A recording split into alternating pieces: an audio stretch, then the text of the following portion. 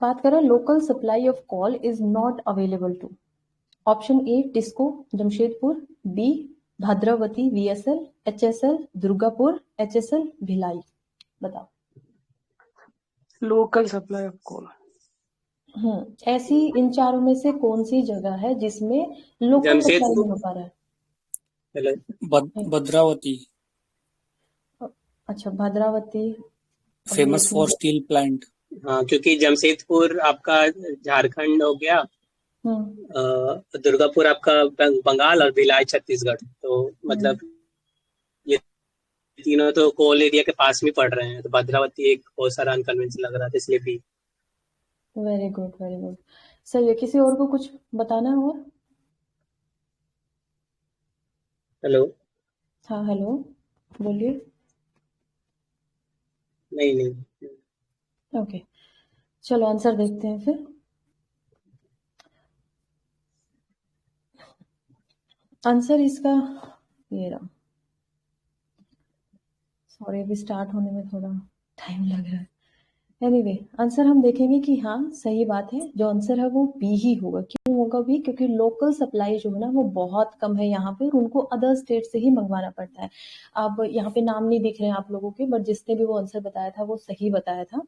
टिस्को की बात करें तो Tata iron and steel company से ये है, और इसका कोल हमें कहाँ से मिलता है? झारिया और बोकारो से मिलता है, और ये 2 कोल फील्ड है यहाँ पे रिलेटेड।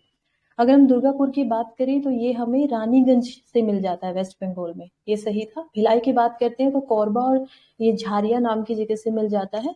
और इसमें मैं कुछ और बताऊं उससे पहले ये बताओ मुझे कोई कि, वैसे मुझे पता है लेकिन मैं चाहती हूँ कि आप लोग भी बताओ कि ये इन्हीं स्टेट में क्यों मिल रहा है कोल। मतलब जहाँ पे ये हो गया, जैसे जमशेदपुर हो गया या फिर वेस्ट बंगाल हो गया, इन्हीं में क्यों मिल रहा है? नॉर्दर्न या फिर साउथ जो इंडिया है उन स्टेट में क्यों नहीं मिलता है?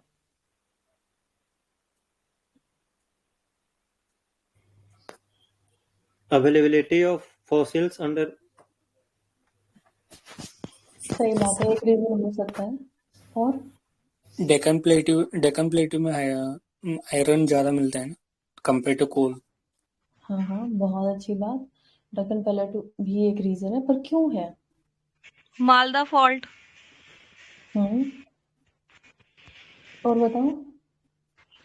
गोंडवाना टाइम्स में वहां पे क्या बोलते हैं, जियो सिंक्लाइन हुआ था। हाँ, धस गया। उसकी वजह से वहां पे बहुत ज्यादा फॉसिल्स डिपॉजिट है। फॉसिल्स वहाँ पे बहुत ज्यादा डिपॉजिट हो गए थे। डेक्कन प्लेटू का जिसने बोला था, आप एक्सप्लेन कर पाओगे उसको कि वो डेक्कन प्लेटू में क्यों नहीं है फॉसिल्स? मतलब जैसे मैं हेलो। आवाज आ रही है। हाँ, तो मैं जैसे बोल पा रहा हूँ यहाँ पे कोल रीजन क्योंकि ज्यादा है, क्योंकि जब मतलब हिमालय फॉर्मेशन हुआ था तो उससे पहले यहाँ पे एक सी थे। तो उसी के हाँ, तो उसी के फॉसिल्स जो है वही कलेक्ट होके यहाँ पे कोल फील्ड ज्यादा मिलते। हाँ, ये वन और रीजन दक्कन में इसलिए कोल नहीं मिलते हैं क्योंकि वो ओल्डेस्ट रीजन नहीं, वो वोल्केनिक उससे बने हुए हैं जब इंडिया का नॉर्थवर्ड मतलब सबसे ओल्डेस्ट, और वहाँ पे उस टाइम में फॉर्म। जी बिल्कुल। ये जो पूजा ने आपने जो पहले बोला कि हाँ नदन साइड में वो था, इस वजह से यहाँ पे जो सी होता था। और हिमालयाज में क्यों नहीं है, चलो इसको समझ लेते हैं एक बार। नॉर्थ इंडिया में क्यों नहीं होता है? क्योंकि हमें समझ में आ रहा है कि जब जैसे इंडिया आ रहा था, पूजा आपने बोला था ना शायद कि वो जो गोंडवाना टाइम पे जब इंडिया जा रहा था तो हम ऊपर जाते हुए देखेंगे तो ये वाला तो हिस्सा था ही नहीं, ना हिमालयाज बने थे हमारे पास, ना तिब्बत था उधर, ना हमारे पास एक गंगेटिक रीजन था। तो जब हम ऊपर जाके उससे मिलेंगे तो वहां पे तो हिमालय का फॉर्मेशन हो गया, और हिमालय का फॉर्मेशन होगा तो वहां पर हमें समझ में आएगा कि उधर तो था ही नहीं। अब इंडिया में अब मिलता है, हालांकि 2% हमें पता है वो एंथ्रासाइट मिल जाता है उधर भी, लेकिन बहुत कम मिलता है। जब हम बात करते हैं इंडिया के कोल रिसोर्सेज की, तो ऑलमोस्ट 99% या 98% हमें गोंडवाना का ही मिलता है। और गोंडवाना के लिए उस समय की पहाड़ भी होनी चाहिए। आप लोगों ने एक पॉइंट मिस कर दिया कि यहाँ पर वो उतनी पुरानी नदियों का बेसिन था ही नहीं। जब हम नीचे जाते हैं ना दक्कन में, तो उतना वो नहीं था। जैसे यहाँ पर वेस्ट बंगाल में गोदावरी वगैरह का है, ये सारी चीजें, जैसे like major Gondwana age river basins वहां पर लैक करते थे। और जब ये ऊपर आना था दक्कन प्लेटू, तो हमें समझ में आता है कि अंडमान में या फिर इंडिया की जो सबसे इकलौती एक्टिव वॉल्केनो है वो कौन सी है? बैरन आइलैंड पे है। बैरन आइलैंड पे है। तो बैरन के ऊपर ही उसको क्या बोलते हैं, नाम याद नहीं आ रहा, बैरन आइलैंड ही रखते हैं। तो जब वो उससे ऊपर जा रहा था ना इंडिया, तो वो उस पे गया था, तो उसकी वजह से हम देखते हैं कि यहाँ पर डक्कन प्लेटू बनेगा। और डक्कन प्लेटू जब बनेगा तो क्या बनेगा, मतलब लावा बन रहा है, पिघल रहा है, तो इग्नियस रॉक्स बनेंगे सबसे पहले, राइट। और वो फिर बार बार वहां पर हम देख पाएंगे कि कैसे वो जो प्लेटू था ना, वो ब्लैक, हम जो सोइल है वो वहां पर बन जाएगी। और इसलिए वहां पर सेडिमेंटेशन बहुत ज्यादा हो ही नहीं पाया, सब कुछ जल गया। अब इग्नियस में नहीं मिलता है ना, सेडिमेंट्री में मिलते हैं फोसिल्स वगैरह, तो वो नहीं हो पाया। वैसे बहुत अच्छा दिया सभी ने आंसर, वेरी नाइस। इससे अलावा कुछ और जो है वो मैं बता देती हूँ। ये हमने पढ़ ही लिया है कि गोंडवाना लैंड 250 से 300 मिलियन ईयर अगो ये बना था, रोक हुआ था India, south Africa, Antarctica, Madagascar, Australia, सबके सब। और इंडिया में अगर हम ढूंढेंगे तो झारखंड, उड़ीसा, छत्तीसगढ़, मध्य प्रदेश, वेस्ट बंगाल, महाराष्ट्र, यही ऐसी स्टेट्स हैं जिनमें हमें ये गोंडवाना लैंड का जो विशेष हम बोल सकते हैं वो हमें यहाँ पर आज भी मिलते हैं। सो ये सब हो गया है। अब हमें ये देखना है कि इंडिया के अंदर जो वर्ल्ड के रिजर्व है वो, नहीं सॉरी, वर्ल्ड के अंदर जो रिजर्व है उनकी क्या रैंकिंग है। तो यूएसए इसमें सबसे पहले नंबर पे आता है, रशिया दूसरे नंबर पे, और ऑस्ट्रेलिया तीसरे नंबर पे। और वर्ल्ड के अंदर जो प्रोडक्शन होता है उसमें चाइना सबसे ज्यादा करता है, इंडिया सेकंड है, और इंडोनेशिया थर्ड होता है कोयल के प्रोडक्शन में। और इंडिया में अगर प्रोडक्शन देखें तो ये 2024 का है, जिसमें ओडिशा रैंक 1 पे था, देन झारखंड था, देन छत्तीसगढ़ था। अब किसी को कुछ और बताना है इससे रेलिवेंट? ये गोंडवाना टाइम्स के कोल महाराष्ट्र में भी मिलते हैं? हाँ, थोड़ा कुछ बहुत मिल सकता है ना ऊपर पे। थोड़ा वो मिलता है, जो ईस्टर्न महाराष्ट्र है उसमें मिलता है। कोई माइंस का नाम है? वो सर्च करना पड़ेगा। मतलब किसी को अभी याद हो तो बता दे। वो भद्रावती, वो नाम है ना, it has taken from Bhadra river in Tungabhadra. तो the Bhadra river which originates in, हाँ, Kudremukh western ghat, and Kudremukh also famous for iron belt. तो भद्रावती कर्नाटका में ही, और तुंगभद्रा भी मैं बताया कि कर्नाटका से ही होके जाती है। बहुत अच्छा पॉइंट था, थैंक यू। आगे बढ़ते हैं, क्वेश्चन नंबर 73। अरे रुको, अच्छा बोलो। आप लोग को ये बताना है कि ये कौन कौन से रिवर पे बसा हुआ है, ठीक है। जैसे कि जमशेदपुर कौन से रिवर पे है, भद्रावती तो बता ही दिया उन्होंने, दुर्गापुर और भिलाई। तो इसमें जो जमशेदपुर है वो स्वर्ण रेखा रिवर पे है, ठीक है। हाँ, और भिलाई का बताओ। सोन क्या बोला आपने? स्वर्ण रेखा। भिलाई शायद महानदी में होगी ना, छत्तीसगढ़ भिलाई। ये लिख देना आप उस पे। बताते जाओ, मैं लिख रही हूँ। भिलाई तो इस पे है, महानदी पे नहीं होगी यार, उसकी ट्रिब्यूटरी पे होगी। शिवनाथ रिवर पे है भिलाई, शिवनाथ, उसकी महानदी की ट्रिब्यूटरी है। शिवनाथ ना? हाँ, शिव SHIV। SHEO। हाँ, शिवनाथ या शिवनाथ दोनों वही हुआ मतलब। अच्छा, सेम मतलब। हाँ हाँ।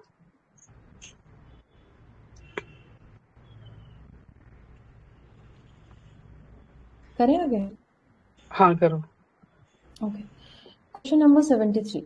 Which one of the following areas of India produce largest amount of cotton? A. Northwestern India and Gangetic West Bengal. B. Northwestern and Western India.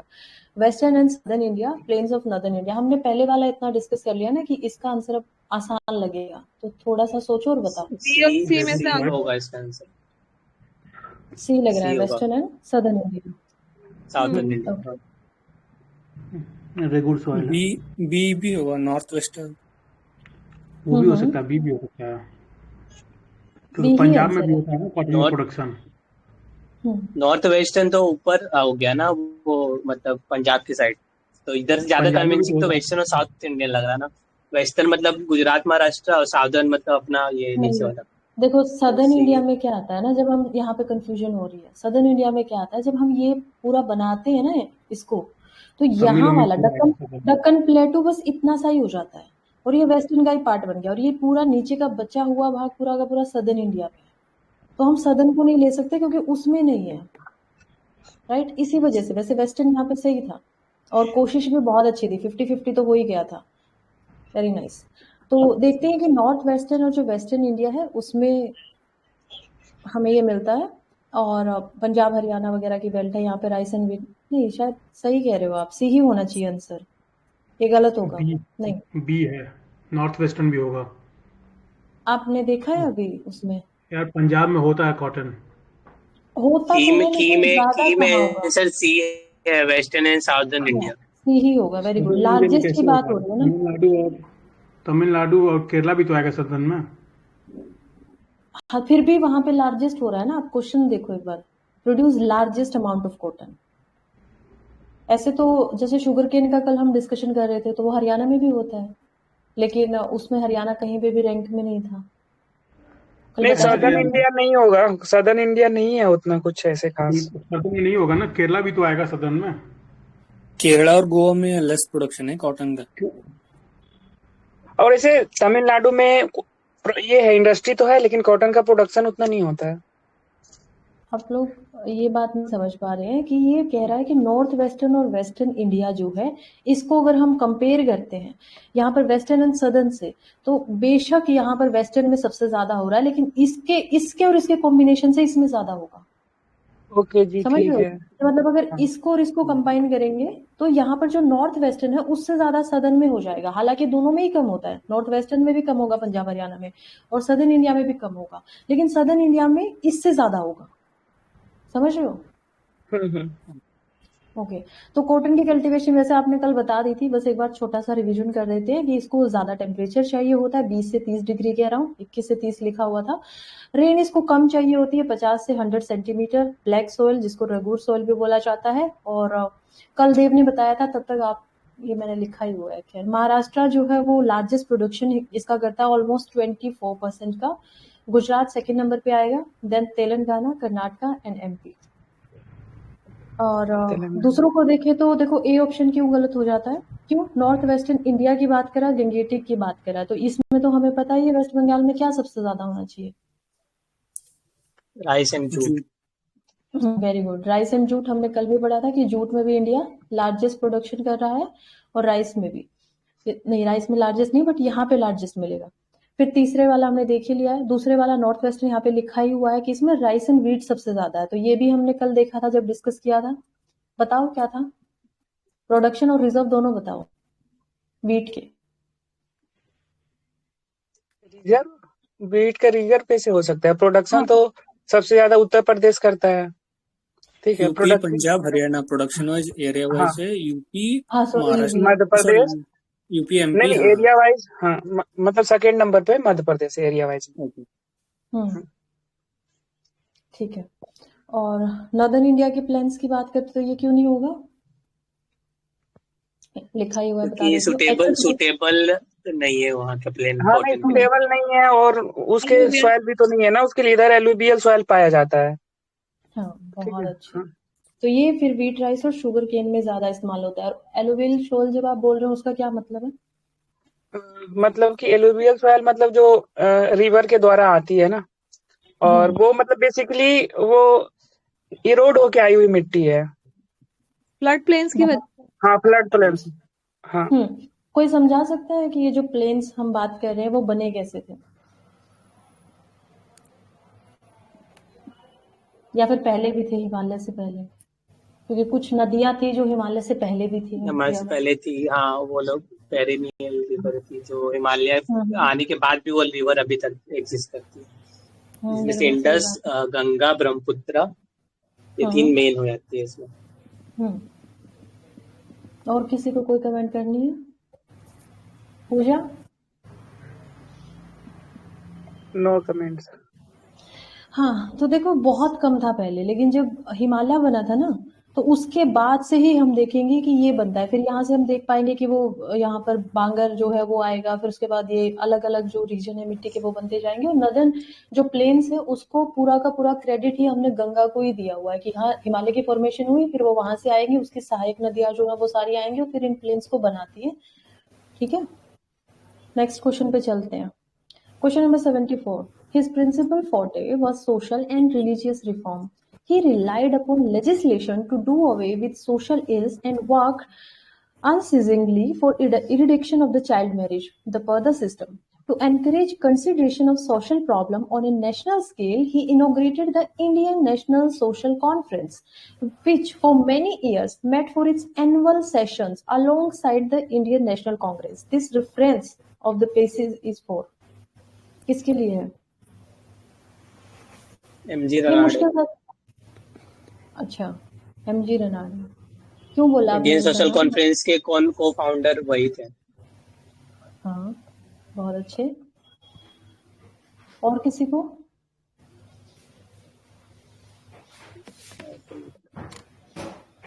चलो, खाना खा लिया है? आंसर ये बिल्कुल सही है, महादेव गोविंद रनाडे। और क्यों थे? क्योंकि 1842 से 1901 में हम देखेंगे सोशल रिफॉर्मर थे, और उनके बारे में हमने पढ़ ही लिया है कि बहुत सोशल और रिलीजियस रिफॉर्म करते थे। इन्होंने टायर्डलेसली काम किया है, मतलब रुके नहीं है।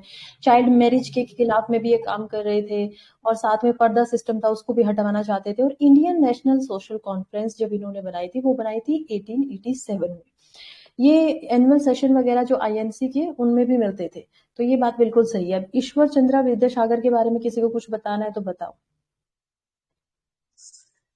ये सोशल रिफॉर्मर थे और वुमेन एजुकेशन और विडो रिमैरेज पे ज्यादा फोकस किए थे। इनके साथ एक एक्ट है शायद विडो रिमैरेज एक्ट, उनका पास करने में इनका रोल अच्छा था।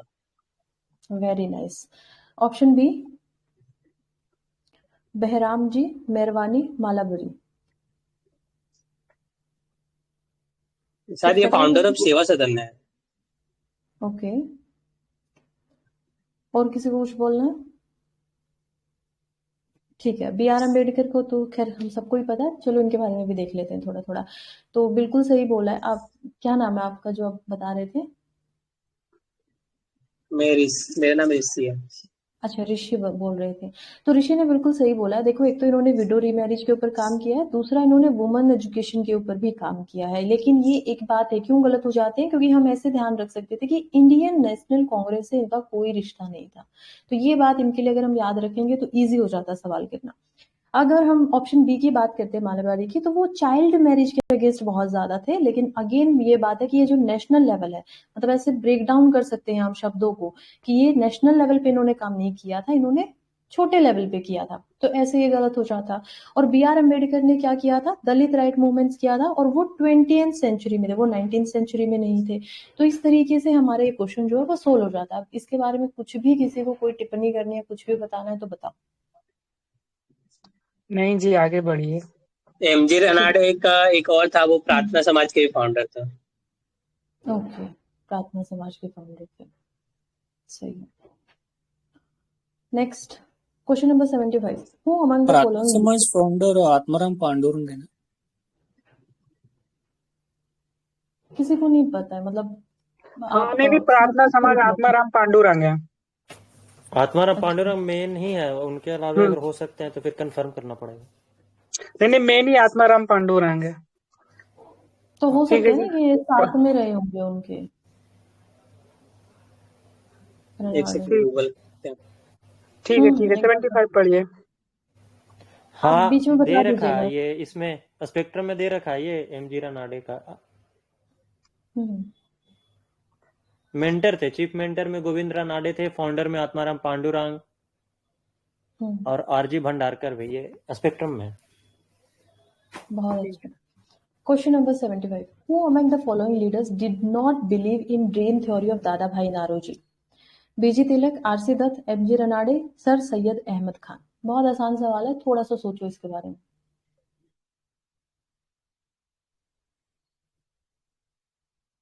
तिलक है आंसर क्या? तिलक नहीं, तिलक नहीं होगा। तिलक इसलिए नहीं होगा क्योंकि हमें पता है कि वो मतलब मॉडरेट के साथ में मिलके काम ही करते थे। सर सैयद अहमद खां होना चाहिए इसका। अच्छा, क्यों लग रहा है आपको डी?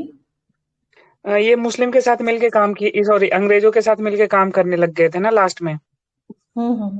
वेरी नाइस, आंसर यही होगा। तो इसलिए आसान हो जाता है कि ये, क्योंकि मतलब ये वो वाली थ्योरी थी ना कि कांग्रेस को बनाया है तो अपनी सेफ्टी के लिए, जब कांग्रेस दूसरी तरफ है तो इन्होंने, अंग्रेजों ने सर सैयद अहमद खान को खड़ा कर दिया।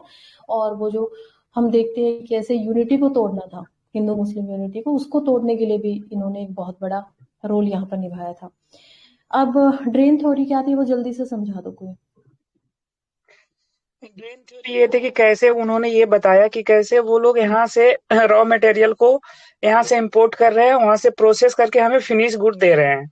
और इस प्रोसेस में एक तो क्या कर रहे हैं, पे नहीं कर रहे हैं, जो यहाँ से लगान मिल रहा है उससे रॉ मटेरियल खरीद रहे हैं। और मिला जुला के ये उन्होंने बताया कि यहाँ से, यहाँ की जो बेल्ट है वो जा रही है यूके, ऐसा करके उन्होंने ये बताया। ठीक है, इसको अगर मैं थोड़ा सा और फॉर्मल शब्दों में समझाऊं ना, तो मैंने कॉलेज टाइम पे एक आर्टिकल पढ़ा था अभिजीत बनर्जी का, वो उनको नोबेल प्राइज भी मिला है इकोनॉमिक्स के अंदर, तो उन्होंने इसको बहुत अच्छे से समझाया था। ड्रेन थ्योरी जब वो समझा रहे थे तो वो एक कॉन्सेप्ट समझा रहे थे कि एक होती है मदर कंट्री, जैसे कि ये एक कंपनी वाला सिस्टम लगा के चलो सेम से। तो मदर कंट्री कौन है? मदर कंट्री हमें समझ में आ रहा है कि यहाँ पर ब्रिटेन थी, और उसकी जो अदर वो होंगी सारी की सारी कॉलोनीज, वो उनका काम ही है ब्रिटेन के अकॉर्डिंग कि यहाँ पर मदर कंट्री को स्ट्रॉन्ग बनाना है। तो यहाँ पे क्या करेंगे, यहाँ से रॉ मटेरियल लेके जाएंगे, यहाँ पर इंडस्ट्रियलाइजेशन को बढ़ाएंगे, और यहाँ से वापस मार्केट भी उनको क्रिएट करनी पड़ेगी, क्योंकि कॉलोनीज अगर नहीं है तो यहाँ पे इतना खरीदेगा कौन, पॉपुलेशन उतनी नहीं है। तो पैसे दोनों तरफ से आने चाहिए। तो ये ड्रेन थ्योरी थी, और इसको सबसे पहले फिर हम समझते हैं कि यहाँ पर दादा भाई नारोजी जो है वो इसको समझते हैं। उन्होंने अपनी एक किताब लिखी थी जिसका नाम है poverty of un British rule in India 1901, और इन्होंने ही सबसे पहले इसके ऊपर बात की थी। फिर अगर हम बीजी तिलक की बात करते हैं तो ये स्ट्रॉन्ग क्रिटिक थे ब्रिटिश इकोनॉमिक पॉलिसीज के, और इन्होंने सबसे ज्यादा क्या किया था कि हमें स्वदेशी जो है उसकी तरफ ध्यान देना चाहिए। ऑल्दो ये ऐसा तो नहीं था कि बहुत ज्यादा सामने आके लड़ रहे थे या रिवोल्यूशनरी कुछ थे, नहीं, बट फिर भी ये जितना वो इनका होते थे सेशंस वगैरह, उनमें इस चीज की बात करते थे कि ड्रेन थ्योरी का हमें साथ देना चाहिए। इन्होंने स्लोगन भी दिया था, Swaraj is my birth right and I shall have it. तो ये ने दिया है। आरसी दत्त की बात करें तो इन्होंने तो किताब ही लिखी है इकोनॉमिक हिस्ट्री ऑफ इंडिया, लेकिन जिनका ऑप्शनल नहीं है मैं उनसे उम्मीद भी नहीं कर रही हूँ कि उनको ये पता होना चाहिए। तो खैर इनकी किताब है, बस नाम रट लेना। और ये भी यही बताती है कि क्यों इंडिया पुअर हुआ, या फिर इंडिया में जो इतनी पॉवर्टी आई। एक टाइम ऐसा था कि 24% के अराउंड जो जीडीपी थी पूरे वर्ल्ड में, जो सबसे ज्यादा वो ट्रेड में इंडिया पार्ट कर रहा था 24%। और सडनली फिर एक टाइम ऐसा आया कि यहाँ पर हमारे पास खाने तक के पैसे नहीं रहे, तो वो कैसे हो गया, तो वो इन्होंने इस किताब में समझाया पूरा का पूरा process.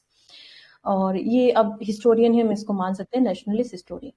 MG Ranade moderate leader थे, ऊपर इनके बारे में सब कुछ पढ़ लिया है तो इसलिए छोड़ रही हूँ, कुछ और नहीं लिख रही। और सर सैयद अहमद खान की अगर बात करते हैं तो ब्रिटिश रूल के काफी लॉयल हो गए थे, और इन्होंने मुस्लिम अपलिफ्टमेंट पे ज्यादा फोकस किया था, और इन्होंने ही जो मुस्लिम्स के लिए मॉडर्न एजुकेशन है ना उसकी नींव भी रखी थी कहीं ना कहीं। तो इन्होंने अलीगढ़ जो मुस्लिम यूनिवर्सिटी है, जिससे अलीगढ़ मूवमेंट जो है वो भी रिलेटेड था, वो इन्होंने बनाया था। और ये जो कांग्रेस थे उनके थोड़ा थोड़ा अगेंस्ट में रहते थे, और ड्रेन थ्योरी को बिल्कुल भी नहीं मानते थे, और यही इनके बारे में फेमस है।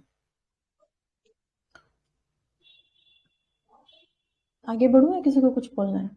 नहीं, जल्दी जल्दी आप आगे बढ़े, 9:30 हो चुका है। Which one of the following has legalized euthanasia? बताओ, यूएसए में है, ऑस्ट्रेलिया में है, कनाडा में है, इंडिया में। खैर अभी के कॉन्टेक्स्ट में बताना कि अभी कौन सी कंट्री में है इन चारों में से। इंडिया में तो नहीं है। हाँ, इंडिया में तो नहीं है, होगा तो यूएसए में ही होगा अभी। इंडिया में पैसिव यूथनेशिया है। Very good. एक्टिव यूथनेशिया नहीं, पैसिव है। पैसिव है, ठीक बात है। और ये भी कब हुआ? ऑस्ट्रेलिया में।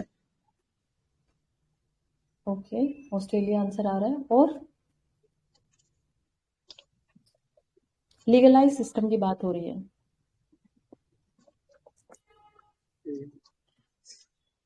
चलो आंसर ही देख लेते हैं। देखो ये आंसर सही था, नहीं ऑस्ट्रेलिया वाला सही नहीं है, सही है, मैं कंफ्यूज हो गई हूँ। मुझे कनाडा वाला ज्यादा याद था क्योंकि इन्होंने पैसिव और एक्टिव दोनों ही कर रखे हैं। तो ये याद रखना, इनका एक प्रोग्राम है मेड नाम से, जिसका मतलब था मेडिकल असिस्टेंट इन डाइंग। इन्होंने दोनों को ही कर दिया, और ये 2014 में किया था। ऑस्ट्रेलिया ऐसी पहली कंट्री थी 1995 में जिन्होंने ये किया था, लेकिन 1997 में इसको हटा दिया। तो ये आंसर अब गलत हो जाता है। तो कनाडा अब इसका सही आंसर होना चाहिए। अगर इसमें पैसिव और एक्टिव नहीं लिखा गया है तो फिर हम कनाडा को सही मानेंगे। टेक्सास में पैसिव है, इंडिया में भी पैसिव है। कैसे आया? 2018 में सुप्रीम कोर्ट ने दिया था। कौन से केस में? Common cause versus union of India. और बहुत स्ट्रिक्ट गाइडलाइंस भी है। इससे रिलेटेड लॉ ऑप्शनल वाले बताओ। सिद्धांत, सौम्या, आप लोग बताइए इससे रिलेटेड कि ये जो स्ट्रिक्ट गाइडलाइन है इसमें क्या क्या बोला गया है।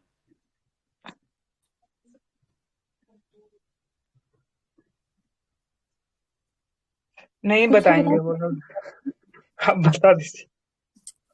नहीं, मैंने सर्च नहीं किया, बट मुझे न्यूज़पेपर से याद आ रहा है, या जो न्यूज़पेपर अरे की रीडिंग बताओ थी। सौम्या, आप बताओ यार, लिख के बता दो चैट बॉक्स में। बताओ क्या जानना है कॉमन कॉज के बारे में। ये जो स्ट्रिक्ट गाइडलाइंस है पैसिव यूथेनेशिया की, उसमें तो कुछ उसके बारे में कुछ भी बता दो, जो भी आपको पता है। अरे तो इसमें इस केस में तो ऐसा ही बोला गया था कि जैसे अगर कोई इंसान डेथ बेड पे हो और वो सिर्फ इसमें वेजिटेटिव स्टेट में थी, जो औरत थी, तो उसको बोला गया वेजिटेटिव स्टेट में है इसीलिए उसको दिया जा रहा है। अदरवाइज तो इंडिया में भी किसी भी और रीजन से नहीं दे सकते हैं पैसिव यूथेनेसिया।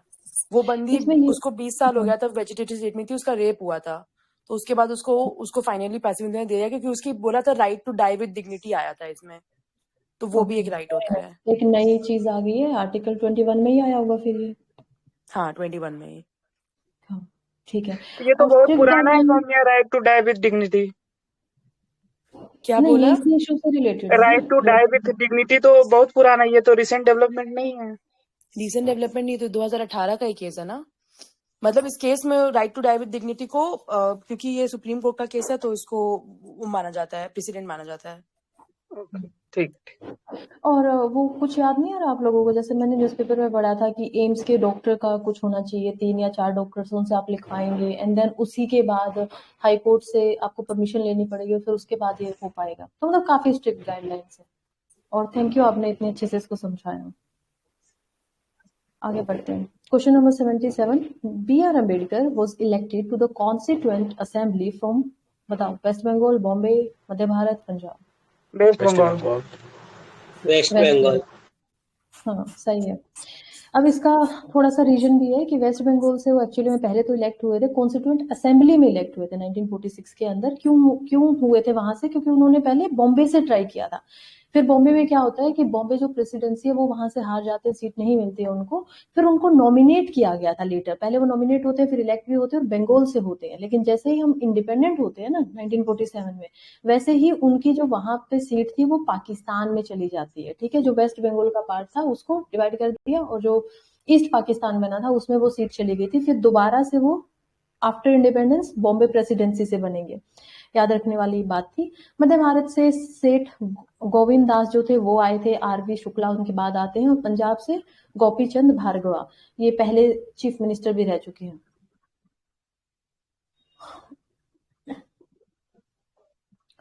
Next question. ठीक है, नेक्स्ट।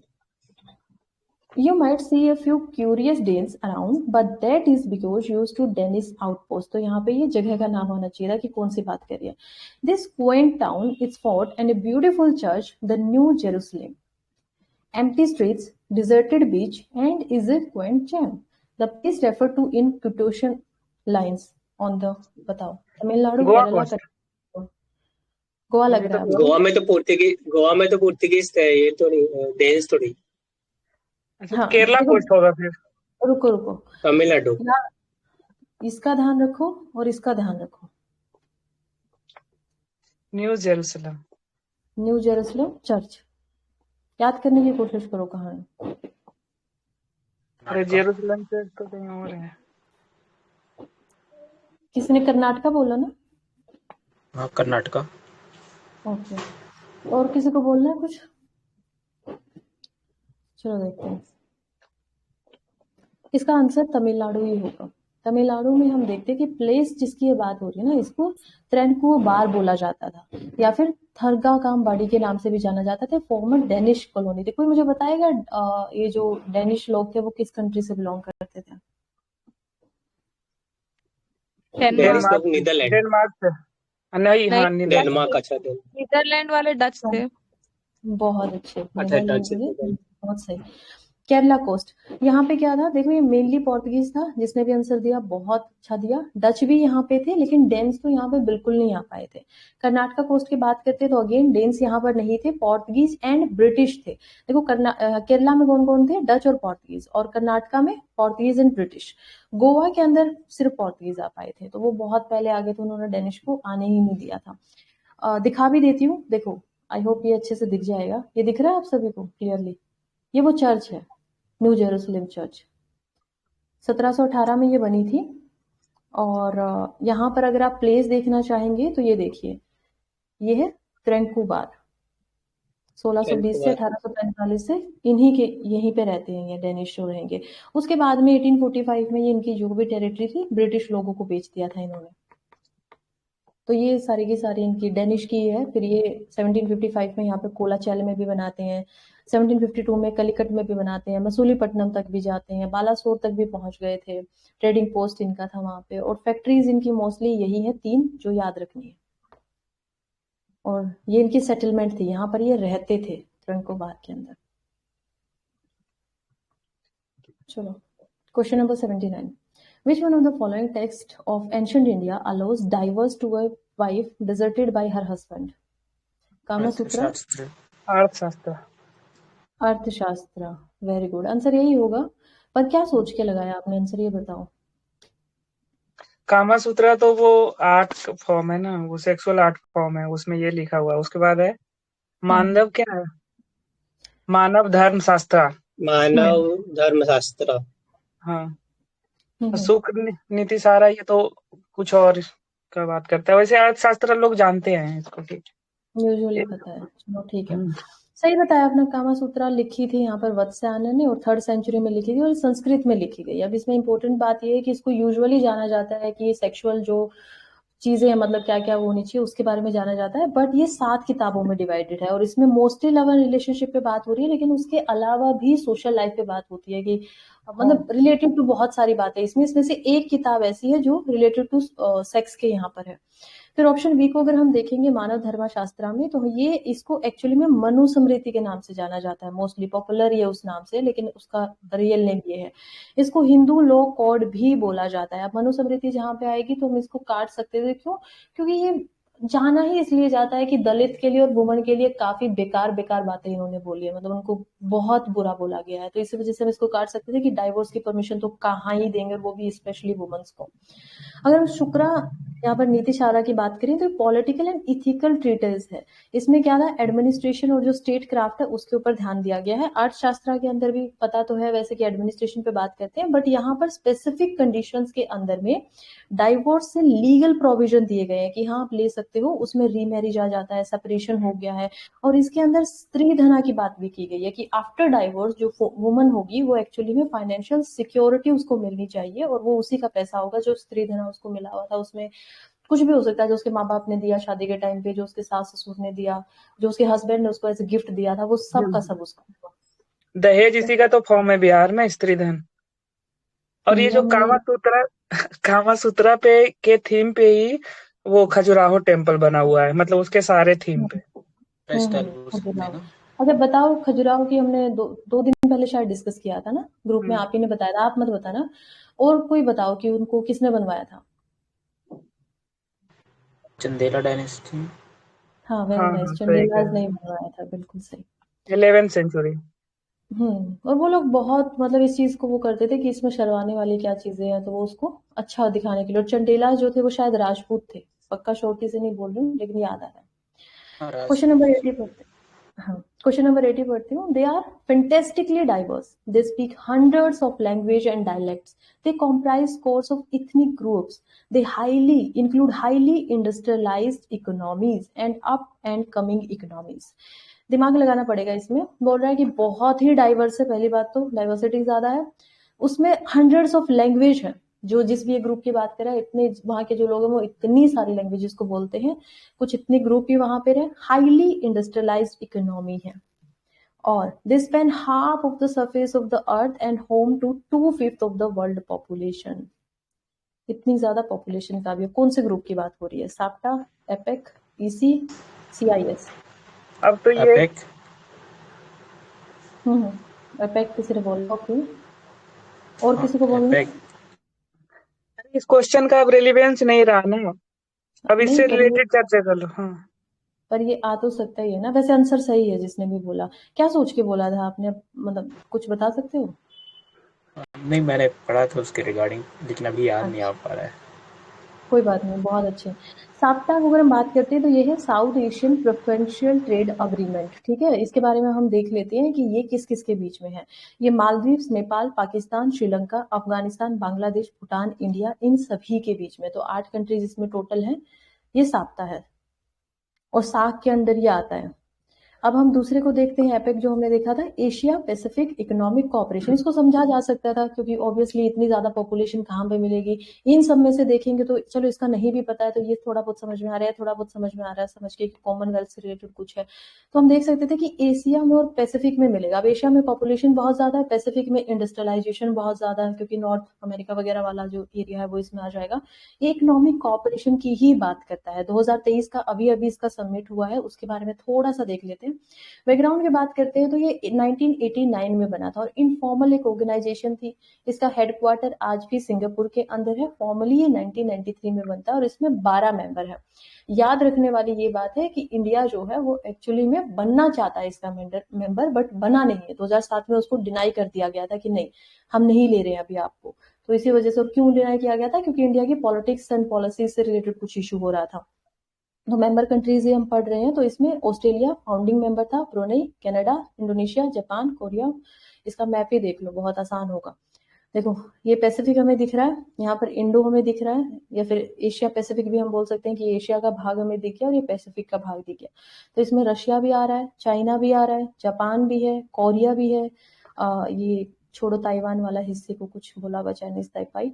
हांगकांग इसमें है, रिपब्लिक ऑफ फिलीपींस इसमें है, थाईलैंड इसमें है। ये जो साउथ ईस्ट एशिया वाला हिस्सा है, इसको अगर इसको हम छोड़ेंगे साउथ एशिया वाले हिस्से को, तब देख पाएंगे।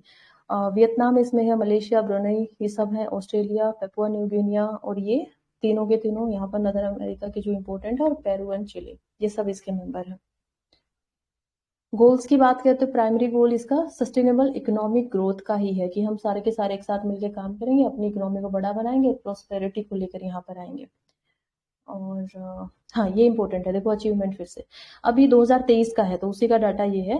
रीजन की जो रियल जीडीपी है वो काफी इंक्रीज हुई है। $19 ट्रिलियन होती थी जब ये बना था 1989 में, और अब ये 42 ट्रिलियन हो चुकी है 2015 में। कोई बताएगा कि इंडिया अभी कितना ट्रिलियन की इकोनॉमी बनना चाहता है 2030 तक, या 40 5 तक, ट्रिलियन 47 तक? 47 अभी है ना, 5 तो मतलब बनना चाहता है 30 अरे तक, अभी लेकिन तो 2.5 ट्रिलियन ही है।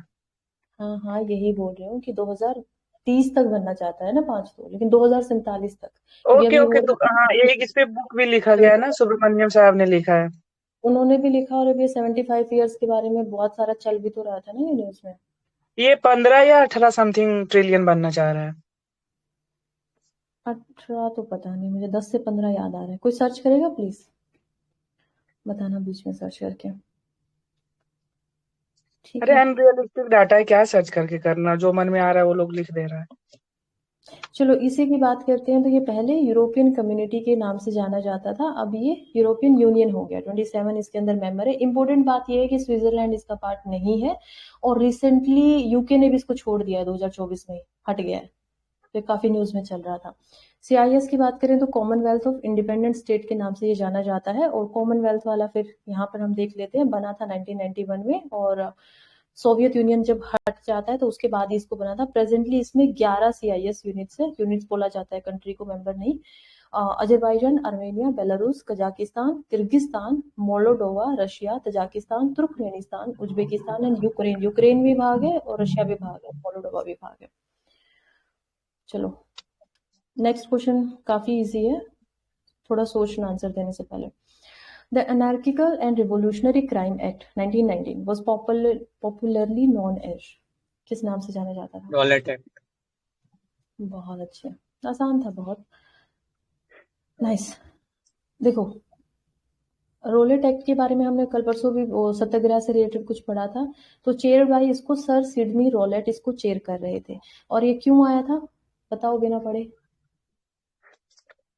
ये रिव्यू के लिए आया था ना, मतलब 1919 वाला जो एक्ट है उसको रिव्यू करके ये कुछ नया और देखना चाह रहा था वो कितना सक्सेसफुल हुआ है, और फिर नया एक्ट लेके आएगा फिर उसके लिए। वो था प्रिवेंटिव डिटेंशन करने के अपील लिए। वो तो अपील या दलील और क्या कुछ ऐसा करके था ना। ना बहुत इसमें, हाँ इसमें वो सही शामिल चाल है, था, हाँ। सही ना चाल है, वकील सही। ना दलील, हाँ। हम्म तो वही था प्रिवेंटिव डिटेंशन, किसी ने बोला वही था कि हाँ कोई ट्रायल नहीं होगा 2 साल के लिए। प्रेस को भी कर्व करने की इसमें बात की गई थी। इसमें जो वारंट वगैरह है बिना वारंट के सर्च किया जा सकता है किसी के भी घर में, वो हो सकता है। अप्रैल 13 1999 में इसी की वजह से फिर जलियांवाला बाग मैसेकार जो है वो देखने को मिला था। तो ये इससे रिलेवेंट था। और फिर इसके होने के बाद फिर गांधी जी जो है वो इस सत्याग्रह को, रोलेट से रिलेटेड जो था उसको वापस भी ले लेते हैं। और इसी से रिलेटेड फिर हमने कल वो क्वेश्चन किया था कि वो क्या हिंदू और जो यूनिटी थी मुस्लिम से उसको बढ़ाया था या नहीं बढ़ाया था उसने। तो फिर हमें समझ में आया था कि जब ये वापस ले रहे थे सत्याग्रह को तो उसके बाद में मुस्लिम्स को लगा कि खिलाफत भी कम हो गया है और इन्होंने गलत किया है, तो वो और ज्यादा टेंशन बढ़ गई थी। पिट्स इंडिया एक्ट की बात कर लेते हैं। 1784 में आया था। 2 चीजें इसने करी थी। ड्यूअल्स कंट्रोल बनाया था कंपनी का ट्रेड के ऊपर, ब्रिटिश का एडमिनिस्ट्रेशन के ऊपर। अब मुझे इसमें बोर्ड ऑफ कंट्रोल तो याद आ रहा है, वो दूसरे का क्या नाम था? Board of director, court of director, हाँ। Board of director. हाँ तो court of board, director company के लिए था और board of director administrative body था। सही। इंडियन आर्म्स एक्ट ये 1878 में आता है और इसको लॉर्ड लाइटन जो है वो लेकर आए थे। इन्होंने इंडियंस की जो फायर आर्म्स वो रखते थे उसको बिना ब्रिटिश के अगर परमिशन के रखेंगे तो उसको बैन लगा दिया था। फिर इल्बर्ट बिल, ये तो काफी आसान है, 1883 में आया था। लॉर्ड लाइटन इसको लेके आए थे और इसमें बस एक ही चीज थी कि जो इंडियन जजेस होंगे वो भी यहाँ पर ब्रिटिश अगर कोई ऑफेंडर है तो उसको वो भी कर पाएंगे, ट्रायल जो होगा पाएंगे और उसको जो भी सजा वगैरह देनी है वो दे पाएंगे। 82. The word minority is not defined in the Constitution of India. The Minorities Commission is not a constitutional body. बताओ। माइनॉरिटी तो डिफाइन नहीं है, लेकिन माइनॉरिटीज कमीशन है नॉट ए कॉन्स्टिट्यूशनल बॉडी। अब तो हो गया सर कॉन्स्टिट्यूशनल। मैं बता ना देती ना हूँ अभी कि इसका अब से कोई रिलेशन नहीं है, तो अब आर बताओ। आर ट्रू है, ए फॉल्स है। आर ट्रू है, ए फॉल्स है, ठीक है, आंसर यही है। मतलब डी। हाँ सॉरी, आपने क्या बोला था? आर ट्रू है? अरे कॉन्स्टिट्यूशन में डिफाइन थोड़ी है यार ये। तो हो ही नहीं सकता ना। हाँ दोनों ही ठीक है बेसिकली, लेकिन ये इसके करेक्ट एक्सप्लेनेशन नहीं होगा। क्यों नहीं होगा? कि देखो माइनॉरिटी शब्द नहीं डिफाइन है, लेकिन सिर्फ 2 तरीके की माइनॉरिटीज की बात की है 29 एंड 30 में, जिसमें राइट जो है किसकी, लिंग्विस्टिक और रिलीजियस। Religious minority. अरे मैंने उल्टा बोल दिया, ए ट्रू है, आर फॉल्स है। ठीक है, हो जाता है, कोई बात नहीं। माइनॉरिटीज की कमीशन की बात करें तो ये बात भी सही है। आप लोगों को कंफ्यूजन हुआ होगा कि ये जो नेशनल कमीशन फॉर माइनॉरिटीज आया था या उससे रिलेटेड ये जो नेशनल कमीशन फॉर एसटीज है, एससीज है, ये तो कॉन्स्टिट्यूशन में ही है। ये सही बात है, लेकिन इससे पहले जो ये नेशनल कमीशन हम माइनॉरिटीज की बात कर रहे हैं नाम से, जिसको एनसीएम भी बोला जाता था, ये एक्चुअली में 1978 के अंदर एस्टेब्लिश हुआ था और इसको तब तक भी कोई स्टेटूटरी स्टेटस नहीं मिला था। फिर इसके ऊपर एक एक्ट बनाया गया जिसको एनएमसी एक्ट ही बोला गया और 1992 में जाकर इसको स्टेटूटरी स्टेटस जो है वो मिल जाता है। अब कॉन्स्टिट्यूशनल बॉडीज क्योंकि इससे रिलेटेड है तो वो देख लेते हैं। देखो आर्टिकल 338 जो है ना इंडियन कॉन्स्टिट्यूशन का, वो बात करता है नेशनल कमीशन फॉर एससीज, शेड्यूल कास्ट के लिए। ये भी, और आर्टिकल जो 338A है वो एसटीज के लिए बात करता है। दोनों के दोनों को 89th कॉन्स्टिट्यूशनल अमेंडमेंट बिल के साथ लेकर आया गया था 2003 में। और जो ये बैकग्राउंड क्लासेस आगे जिसमें हम देखते हैं कि ओबीसीज वगैरह के लिए लेकर आया गया, उसमें 338B आया था जो कि 102nd कॉन्स्टिट्यूशनल अमेंडमेंट एक्ट 2018 में जस्ट रिसेंट में ये आया था, उसमें लेकर आया गया था। 83. विच one of the following pairs is correctly matched? पूछ रहा है नकल बिहार में होती है, तमाशा ओडिशा, अनकिया नाट पता नहीं प्रोनाउंसिएशन ठीक है या नहीं, असम में, और बाहा पंजाब। गलत। ये कौन सा पूछ रहा है? सही मैच है। हाँ इनमें से कौन सा ठीक है? तमाशा तो बिल्कुल नहीं होगा इधर उड़ीसा में। अंकिया नाट ही आसाम में होगा शायद, यही सही होना चाहिए। लग रहा है आपको? और किसी को कुछ अंकिया लग रहा है? नाट। तमाशा या महाराष्ट्र का है या फिर वही यार, लेकिन उड़ीसा का तो नहीं है तमाशा। महाराष्ट्र का तमाशा ही महाराष्ट्र का है। क्या कह रहे हो बहुत जया? आपका आवाज नहीं आ रहा है। तमाशा महाराष्ट्र का है। हाँ हाँ सही है। चलो एक्सप्लेनेशन देखते हैं। नकल जो है वो बिहार का नहीं है, तो क्योंकि ये इसका मतलब ही क्या है, पहली बात तो नकल हमें पता है मिमिक्री होती है किसी भी चीज की, किसी भी इंसान की। इसमें सटायर का भी बहुत इस्तेमाल होता है, आप कुछ भी मतलब सटायर करते हो ना, जोक वगैरह का इस्तेमाल, तो ये पंजाब में ज्यादा किया जाता है, तो पंजाब क्या नकल है याद रखना है। तमाशा उड़ीसा में नहीं होता है, बताई दिया जया ने, कहाँ होता है, महाराष्ट्र के अंदर। इसको एक्चुअली में बोल्ड ह्यूमर के लिए भी जाना जाता है, कि काफी ह्यूमर भी इसमें है, म्यूजिक भी है, और लावानी डांस जो है वो भी इसके अंदर आता है तमाशा के अंदर। अनकाई नाट सही बात है, असम में आता है, और इसका मतलब ही होता है कि थिएटर की कोई परफॉर्मेंस करना। इसको श्रीमंता शंकरादे जो है 15 एंड श्रीमान 16 शंकर देवा, हाँ। शंकर देवा, ओके, ये लेकर आए थे। यही फिर सैतरिया डांस इंट्रोड्यूस किए हैं ये शंकर देव। और सेतरिया डांस उसमें आता है, क्लासिकल में आता क्लासिकल डांस में, हाँ। है, okay.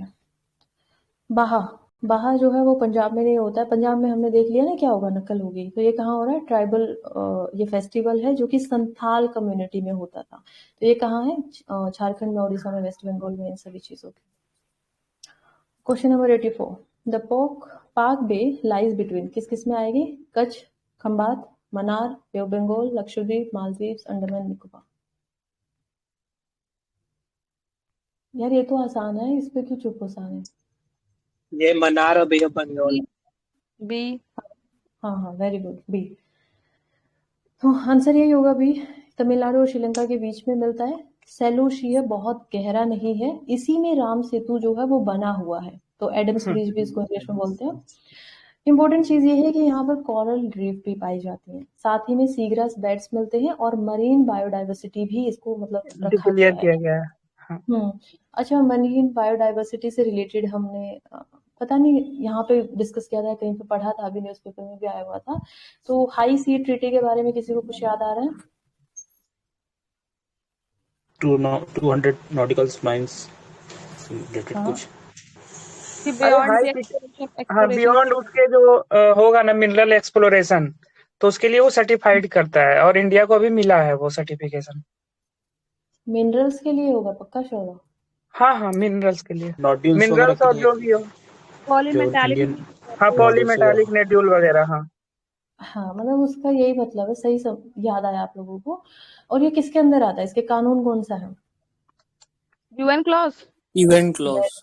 Very good very good, UN close, तो उसी के अंडर आता है ये। और ये सही था कि ये क्या होता है, इसको क्या बोला जाता है कि ये किसी भी कंट्री के अंडर में नहीं है, मतलब ये सभी के लिए कॉमन स्पेस इसको बोला जाता है, सभी के लिए होगा। और दूसरी बात, इस पे कानून जो बनाया है, अभी बनाया जस्ट 20 दिसंबर में या फिर जनवरी के राउंड बना था, तो उसमें क्या बोला गया था कि आपको इसमें भी कंजर्वेशन करना है और आपको सस्टेनेबिलिटी का भी ध्यान रखना है, तो ये याद रखना है। वो हाई सीज ट्रीटी अभी इम्प्लीमेंट नहीं हुआ ना, नहीं हुआ है। उससे नहीं रिलेटेड मतलब वो न्यूज तो बहुत आ है, रही थी। जिसको जिसको वो तो दे ही रहा है, लाइसेंस दे रहा है लोगों को कि मिनरल एक्सप्लोरेशन के लिए। इंडिया को मिला है उसी के थ्रू ना। हाँ ओके। लेकिन उसमें अभी उससे रिलेटेड कुछ हुआ होगा ना, कॉन्फ्रेंस वगैरह, जो बहुत न्यूज़पेपर में कंटिन्यूअसली आ रहा था, तो उसमें ये बोल रहे थे कि अब हमें सस्टेनेबिलिटी का भी ध्यान रखना है, मतलब प्रोटेक्ट करके रखना है। ऐसा नहीं है कि मछलियों को पागलों की तरह निकाल रहे हो, वो वाले काम मत करो। कॉमन स्पेस है तो ठीक है, कोई बात नहीं। इसी से एक और बात याद आ रही है कि स्पेस में कौन सा ऐसी जगह है जो किसी भी कंट्री के अंडर नहीं आती है, मतलब कहाँ से ऊपर जाने के बाद, जब हम ऊपर आसमान में जाते हैं तब। कार्मेन लाइन के बाद। हाँ, कार्मेन लाइन सही है। Question number 85. Which one of the following countries has more or less evolved a two-party system? सोचना इसके बारे में, श्रीलंका, बांग्लादेश, पाकिस्तान, म्यांमार। श्रीलंका ही होगा इसमें। आपको श्रीलंका लग रहा है? ओके। म्यांमार। म्यांमार, किसी ने म्यांमार बोला। बांग्लादेश में भी तो 2 ही है ना। नहीं, वहाँ अलाउ तो है, अभी तो सरीके पार्टी कोई नया बना है महबूबा मुफ्ती के अलावा, और अभी फिर एक बनाना और नया पार्टी। अभी बनाना पर क्वेश्चन के अनुसार, मतलब ये तो 1996 का है। नहीं आप सही है, आप सिद्धांत आप बोल रहे थे ना शायद, बांग्लादेश ही होना चाहिए। नीतीश। अभी भी जो बना है ना, मैं बताती हूँ, रुकिए। देखो अभी भी जो बना है वो मोहम्मद यूनिस जो बने हैं, वो पहले से ही सेकंड पार्टी एग्जिस्ट करती थी, ठीक है, अब ये आ भी गई है इनकी पार्टी भी, और ये लगातार उनको जेल में डाल के अरे रख रही थी, इसलिए वहां पे बहुत सारे राइट विंग पार्टी अभी उभर रही है, मतलब अभी के डेट में। तो वो रीजनल लेवल पे है ना। हाँ ठीक और है, एक ठीक पार्टी को तो उन्होंने बैन ही कर दिया है, जो है। ये थी। श्रीलंका की बात करते हो तो मल्टी पार्टी सिस्टम है, और श्रीलंका में सेमी प्रेसिडेंशियल सिस्टम है। अभी इसके मैंने कंट्रियों के नाम लिखे हैं लेकिन बताया नहीं। अब ये सिद्धांत बताएंगे या सोमा बताएगी क्या होता है सेमी अरे सेमी प्रेसिडेंशियल? प्रेसिडेंशियल बताओ, आप बताओ। सेमी प्रेसिडेंशियल सिस्टम ये है कि कुछ पावर्स हैं जो प्रेसिडेंट के हो गए हैं और कुछ प्राइम मिनिस्टर के पास होंगे। और श्रीलंका में ये चल रहा था कि दोनों भाई मिलके, दोनों भाई कभी ये प्रेसिडेंट बन रहे थे और कभी वो प्रधानमंत्री बन जा रहा था दूसरा भाई। प्रेसिडेंट और हाँ प्राइम मिनिस्टर दोनों ही एक ही पार्टी से होते हैं ना सेमी प्रेसिडेंशियल में। हाँ। जैसे कि रसिया वाला है, तो रसिया क्या करता है, वहां पे ऐसे रूल था कि 2 बार से ज्यादा कोई नहीं बनेगा। तो वो क्या कर रहे थे कि कभी प्रधानमंत्री को ट्रांसफर कर दे रहे थे पावर, और खुद प्रधानमंत्री बन जा रहा था वो पुतिन, और फिर कभी वो राष्ट्रपति बन जा रहा था, अभी अब उसको ट्रांसफर करके, ऐसे करके। तो कॉन्स्टिट्यूशन ही अमेंड कर दिया है। हाँ कॉन्स्टिट्यूशन अमेंड कर दिया।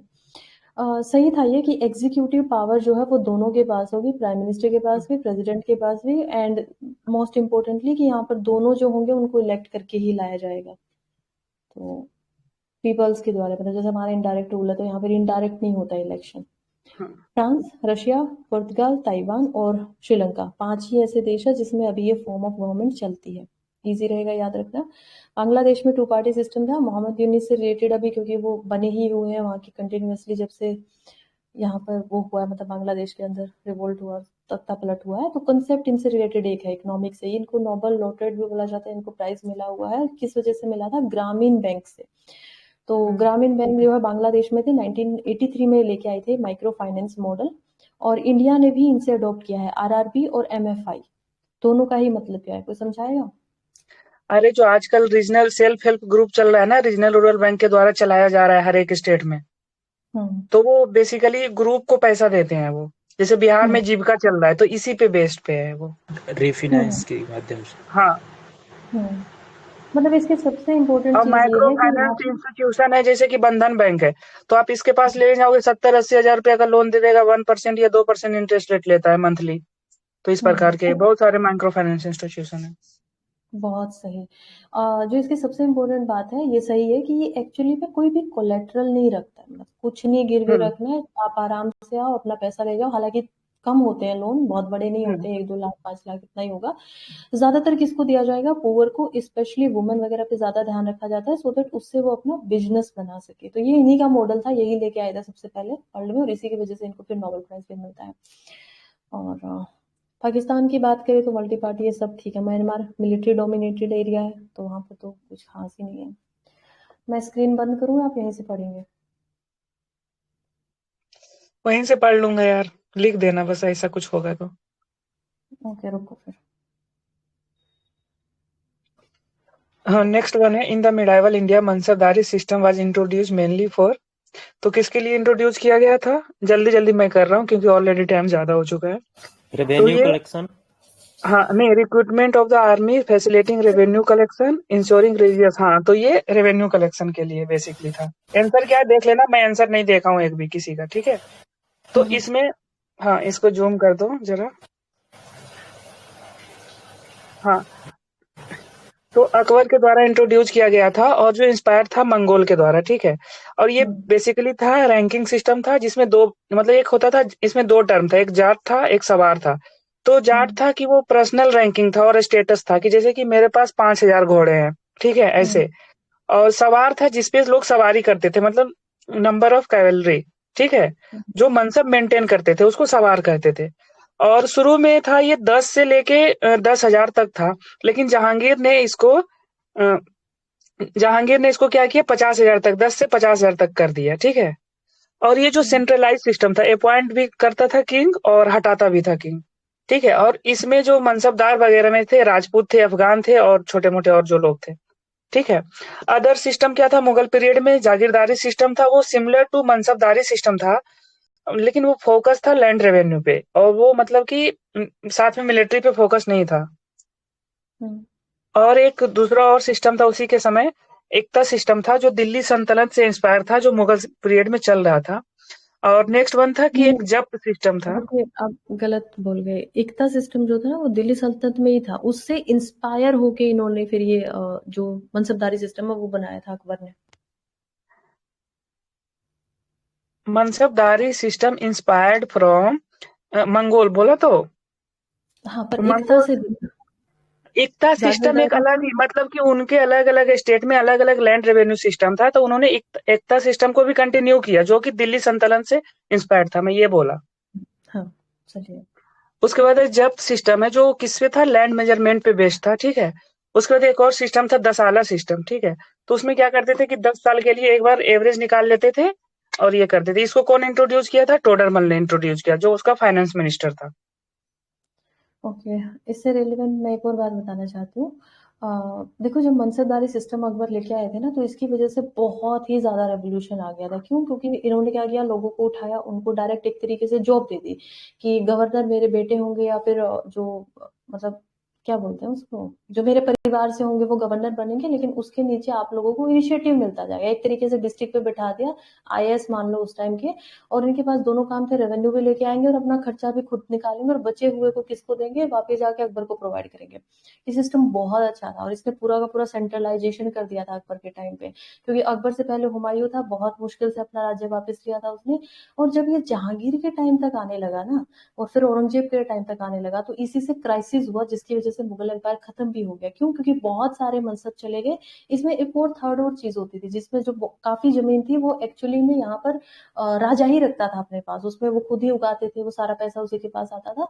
लेकिन क्योंकि बहुत सारे मनसब होने लगे और बहुत ज्यादा एरिया उन्होंने कवर कर लिया था, तो ये मनसबदारों के पास में इनको फिर प्रमोशन नहीं मिल पा रहा था। और जब प्रमोशन नहीं मिल पा रहा था, तो इस वजह से इनको लगने लगा कि हमारा क्या काम। और जैसे ही फिर वहां पर किंग थोड़ा सा वीक हो जा रहा था, वैसे ही ये खुद को अपना अपना मतलब छोटे छोटे राज्य में बना ले रहे थे, तो ज्यादा पैसा हो गया था इनके पास में। ये भी एक चीज है कि मनसबदारी सिस्टम की वजह से ये मुगल स्ट्रांग हुए और आखिर में उसी की वजह से खत्म भी हो गए।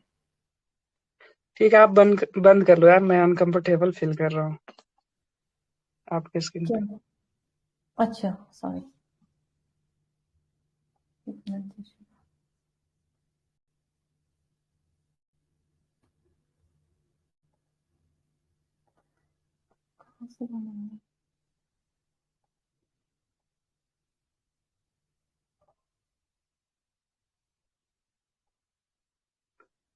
किसका? सिर्फ मेरा स्क्रीन दिख रहा है? हाँ।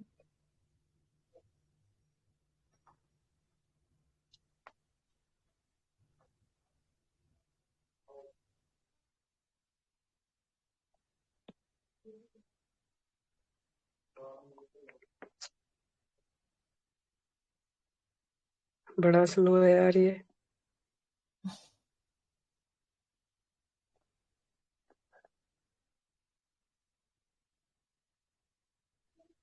आपको पेज नंबर 26 पे जाना है।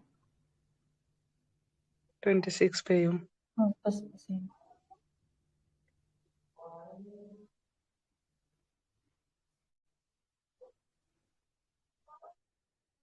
आहो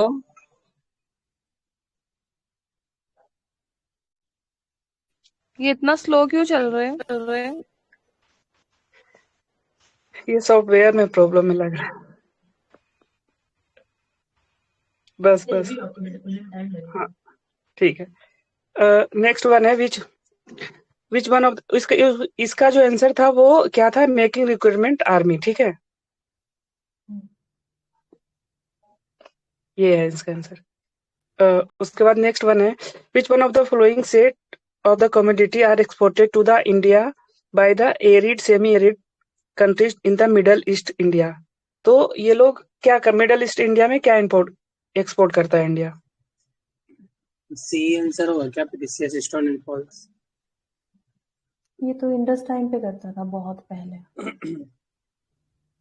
वूल तो वहां पे चाहिए नहीं होगी, क्योंकि उनको फ्रूट्स और पाम ऑयल करेगा, ठीक है, क्योंकि उधर फ्रूट्स वगैरह होता नहीं है। अभी के डेट में सबसे ज्यादा ये बासमती राइस करता है, ठीक है। क्वेश्चन है, इंडिया में क्या एक्सपोर्ट किया जाता था मिडिल ईस्ट के द्वारा?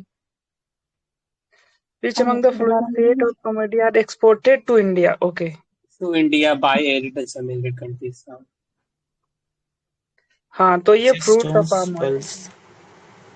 हाँ ठीक है। मिडिल ईस्ट, अभी जो मिडिल ईस्ट में कहाँ पाम ऑयल होता है? अरे पाम ऑयल नहीं होता है, खजूर वगैरह तो उधर से ही आता है सब। अच्छा। पाम ऑयल तो ट्रॉपिकल, पाम जो ट्री है ना वो तो हाँ, ट्रॉपिकल में होता है ना पाम ऑयल। ट्रॉपिकल का है।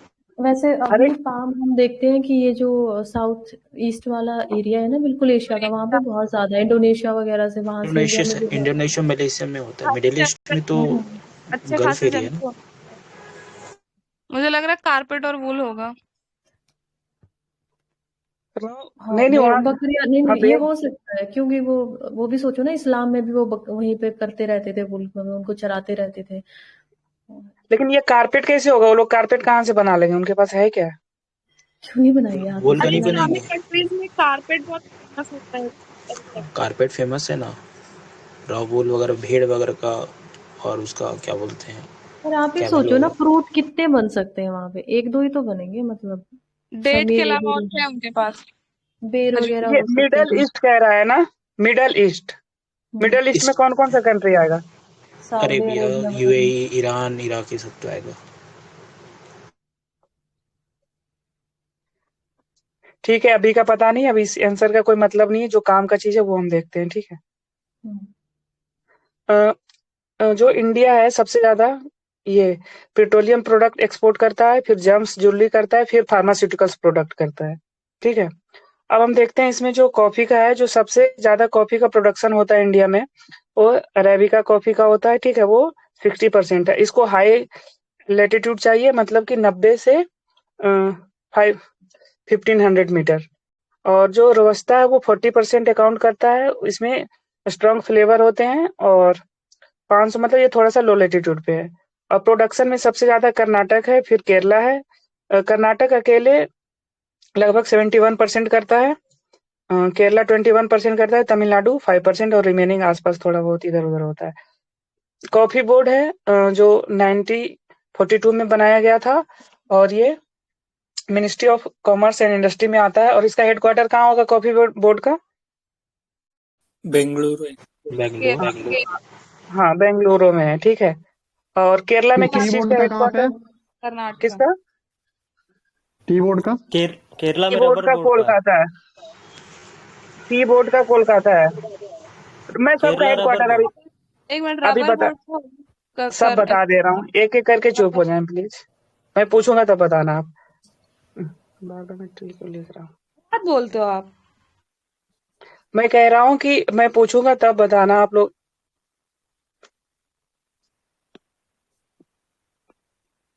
टी का कहाँ है? कोलकाता है, ठीक है। रबड़ का कहाँ बता रहे हो भाई? Rubber board Kochi. का? हाँ, कोच्चि, ठीक है। कोच्चि में एक और हेडक्वार्टर है, वहाँ किस चीज का है? बार बोर्ड का होगा क्या? क्वायर बोर्ड का? नहीं, पता नहीं। क्वायर बोर्ड का नहीं है सर। क्वायर बोर्ड का कोई सर्च करके बताओ। और टोबैको का हेडक्वार्टर कहाँ है? टोबैको बोर्ड का? हैदराबाद। हाँ, टोबैको टर्मरिक का का है। हैदराबाद है। नहीं, टर्मरिक का भी डिसाइड नहीं हुआ है सर। अच्छा, अभी नहीं, नहीं। टर्मरिक का हुआ है तेलंगाना, निजामाबाद। तेलंगाना में हुआ ना, वो हैदराबाद में हुआ। हाँ, टर्मरिक तो तेलंगाना में। टोबैको न्यूज का में था ना कुछ। सबसे बड़ा, एक सेकेंड। तेलंगाना, हैदराबाद तेलंगाना में ही है ना। ओके, हाँ।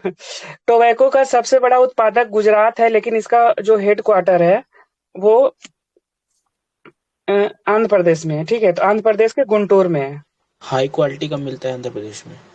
हाँ। और स्क्वायर बोर्ड का कोई सर्च किया? और कौन सा बोर्ड बच रहा है अभी? मखाना बोर्ड का बिहार में बनेगा।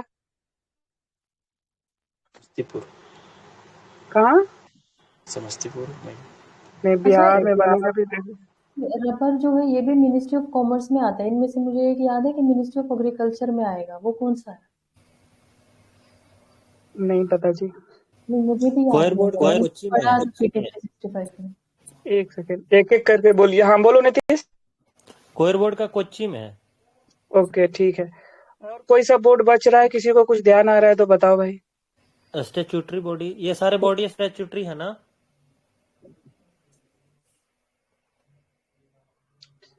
पता नहीं यार, ये तो बोर्ड तो सारे स्टैट्यूटरी। और टर्मरिक बोर्ड हैदराबाद में नहीं है, निजामाबाद लेकिन तेलंगाना, हैदराबाद ओके। नहीं। अरे निजामाबाद हैदराबाद में ही पड़ता है। नो नो नो 171 किलोमीटर है ना वहां से, डिस्टेंस है। अच्छा, हाँ निजामाबाद। आप कहाँ से हो? आपका साउथ इंडियन जैसा आवाज लगता है भाई, टोन। मैं रवि जी। हाँ, मैं कर्नाटक से हूँ भाई। ओके ओके, तभी लग रहा। ठीक है, और किसी को कुछ बोलना है तो बोल लो भाई इस पे। ठीक है, मैं आगे बढ़ रहा हूँ नहीं तो। उसके बाद है ये क्वेश्चन कोई काम का नहीं था। Most of the international agency found, ये भी कोई काम का नहीं है क्वेश्चन। इन मिडाइवल मनसबदारी सिस्टम, ये हो सेम है पेज। अब है question, which among the following is modern tank. ठीक है, तो भीम है, आकाश है, अर्जुन है और पृथ्वी है। तो ये सब का ऑप्शन है, तो हम देखते हैं। भीम को पहले, ये सेल्फ प्रोपेल्ड होवेटजर है जो आर्टिलरी है, डीआरडीओ और बेफोर्स के द्वारा है ना जो बनाया गया है। ठीक है, स्वीडन की कंपनी थी बेफोर्स। और इसका जो रेंज है वो 40 किलोमीटर के आसपास है। और आकाश है जो सरफेस टू एयर मिसाइल है, रेंज 30 किलोमीटर है। और जो एल्टीट्यूड तक वो कर सकता है वो 18 किलोमीटर है। ठीक है, स्पीड है इसका 2.5 मैक से 3 मैक। और जो अर्जुन है वो मेन बैटल टैंक है। अब इसको हम देख लेते हैं, ये रहा भीम, ये रहा अर्जुन,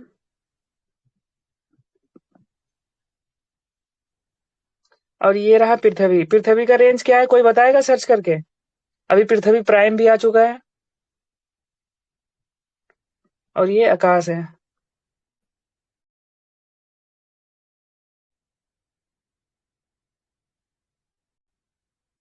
और ये क्रिकेट वर्ल्ड कप का है। तो अभी जो इंडिया में वर्ल्ड कप हुआ था, कितने नंबर का वर्ल्ड कप हुआ था? अच्छा सुनो, एक इम्पोर्टेंट बात बतानी है। ये जो मैं बोल रही थी ना कि एक बोर्ड है जो मिनिस्ट्री ऑफ एग्रीकल्चर में आता है, वो 2022 में सवाल भी आया था उससे पीवाई की। वो टी बोर्ड है। कॉफी बोर्ड जो होता है वो ministry of commerce and industry में आएगा, हेडक्वार्टर बेंगलुरु।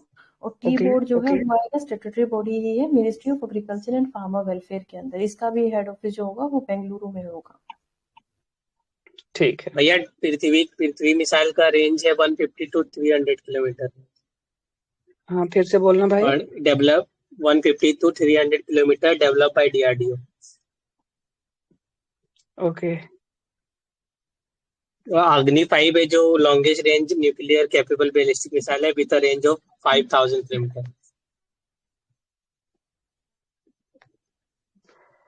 अग्नि 5000 किलोमीटर। 5 मतलब 5000 किलोमीटर, ऐसे याद कर सकते हैं। क्या है, क्यों नहीं चल रहा है अच्छे से?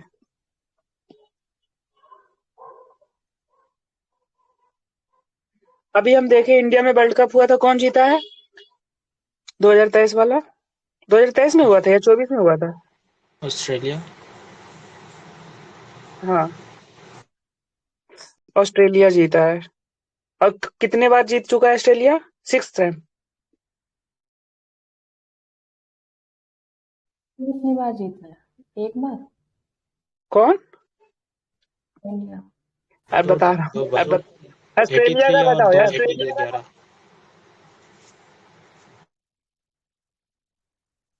6 बार जीता ऑस्ट्रेलिया। हाँ ठीक है, और इंडिया था रनर अप। ठीक है, अब हम देखते हैं कि ये जो नंबर ऑफ वर्ल्ड कप था 18वां नंबर था।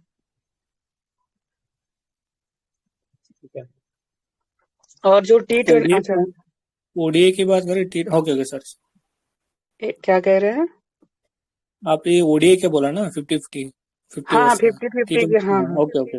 हाँ। उसके बाद है इंडिया 1986 में जीता है। और कब जीता है? 2011 में जीता है, धोनी कप्तान था। 2 ही बार जीता है बस। 86 में शायद कपिल देव। हाँ, कपिल देव थे। 86 है या 83 है? 83 हो गए। 83। और जो T20 वर्ल्ड कप है, इंडिया दूसरी बार जीता है इस बार, ठीक है।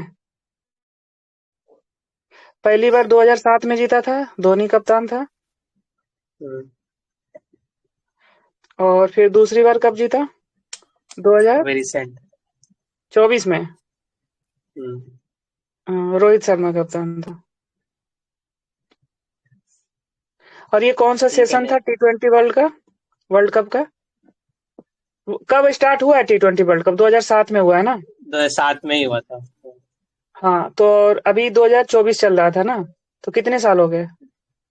नहीं भी तो 17 साल 24, 17 साल, मतलब 8वां वर्ल्ड कप था क्या T20 का? क्या कह रहे हो आप अनु?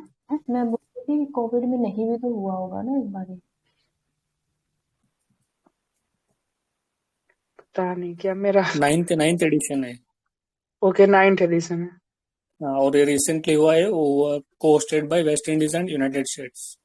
हाँ, ये hosted by West Indies and United states और यूएस के द्वारा। हाँ ठीक है, यूएस पहली बार पार्टिसिपेट किया था ना T20 वर्ल्ड कप में।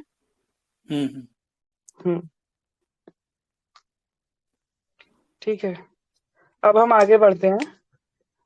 विच among the following pairs are correctly match. ठीक है, तो पहला है गुरु अमरदास। इनके बारे में देख लेते हैं। इनका जन्म स्थान है अमृतसर में। ये 3rd सिख गुरु थे और इंट्रोड्यूस किया इन्होंने मंजी system for the effective administration in Sikhism.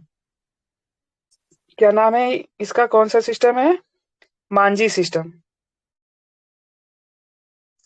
और अकबर था जो इनके दरबार में विजिट किया, यानी कि इनके कंटेम्परेरी थे अकबर। किसके? 3rd सिख गुरु अमरदास। ठीक है, उसके बाद है गुरु अर्जन देव। ये 5th सिख गुरु थे। इन्होंने क्या किया? कंपाइल किया गुरु ग्रंथ साहिब को, और जो गोल्डन टेम्पल है जिसको हरमिंदर साहिब भी कहते हैं, वो इन्होंने बनवाया है। और फिर इंट्रोड्यूस किया दसबंद, मतलब कि जो 1/10 है आपका इनकम का, वो आपको चैरिटी में देना है। उसके बाद है ये फर्स्ट थे ऐसे जो शहीद हुए सिख गुरु में से।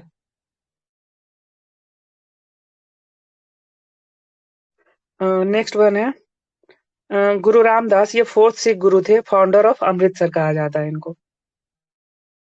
गुरु गोविंद सिंह थे जो 10वें गुरु हैं, फाउंडर ऑफ खालसा पंथ। ये कुछ इंपॉर्टेंट था। और ये हॉकी वगैरह से रिलेटेड है। तो अभी ओलंपिक में इंडिया ब्रॉन्ज मेडल जीता है हॉकी में, है ना?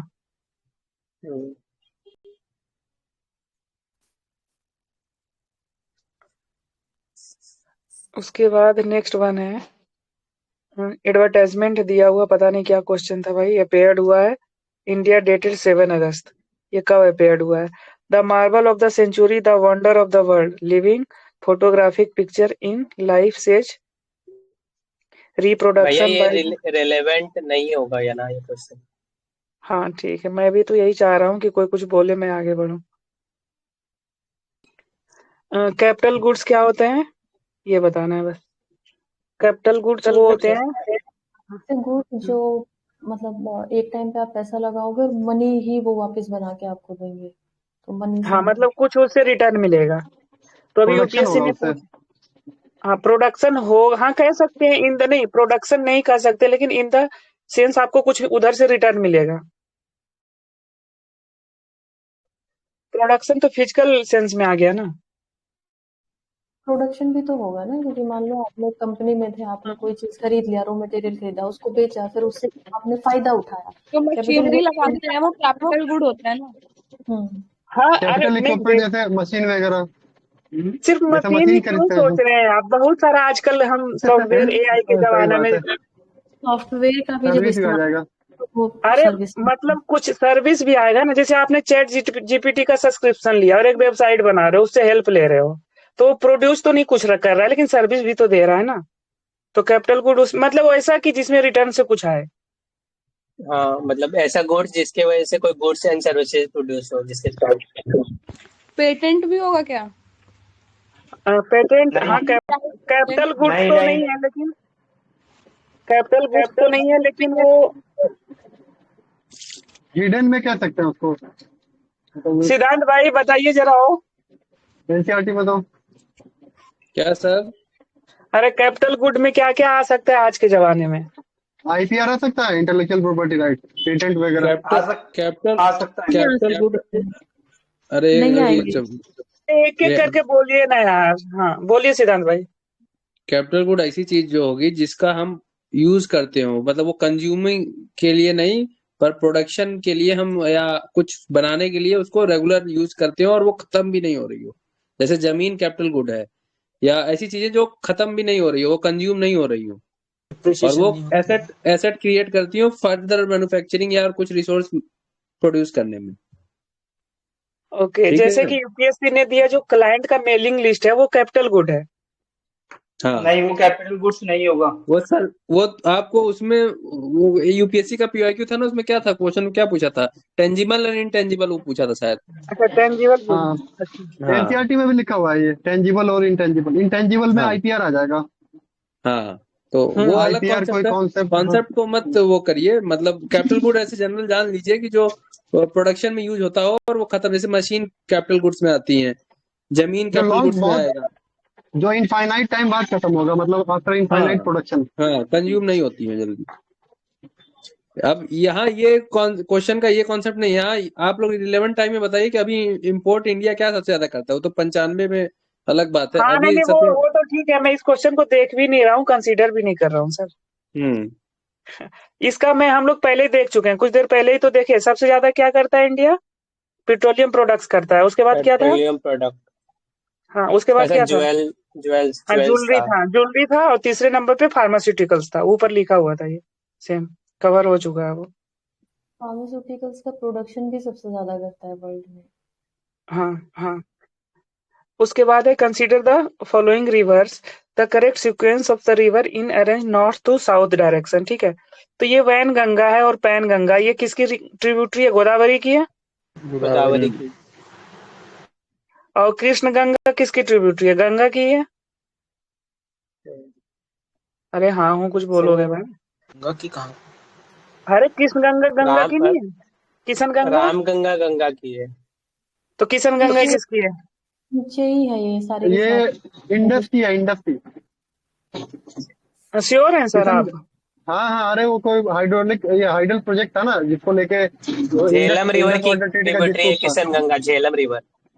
मतलब भाई ओके इंडस हाँ रिवर आप वाला सही ही है। बोल रहे हैं। हाँ झेलम रिवर की, ठीक है। तो अब इसको अरेंज करना है, ठीक है। साउथ में तो सबसे पहले कौन आएगा? वन आएगा और फिर दो आएगा, तो एक और दो यही। अब वैन गंगा और पैन गंगा के बारे में देख लो भाई, कौन आएगा पहले? गंगा पहले आएगा। क्या इसका आंसर देखना चाहिए जरा।